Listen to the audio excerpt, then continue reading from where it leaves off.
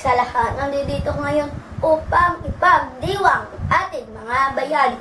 Magandang hapon. Paano nga ba nababansag ang isang bayani?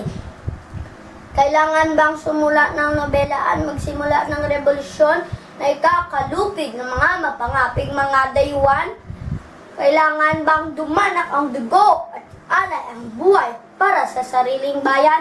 Ako po ay 9 taong gulang lamang, ngunit naintindihan ko na ang pagiging bayani ay nag-uugat sa pagmamahal. Maaaring ito ay pagmamahal sa pamilya, sa mga prinsipyo o sa bayang sigilangan. Hindi kami na maliit ang mga nagawa ng mga pambansang bayani para sa ating lahat.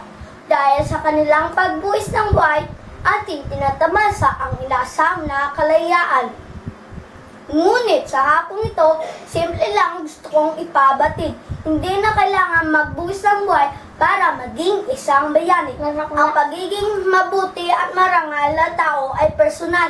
Ikaw man ay empleyado, o estudyante, o presidente, may magagawa tayo para sa kabubuti ng ating sarili, ng ating pamilya, ng ating bayan.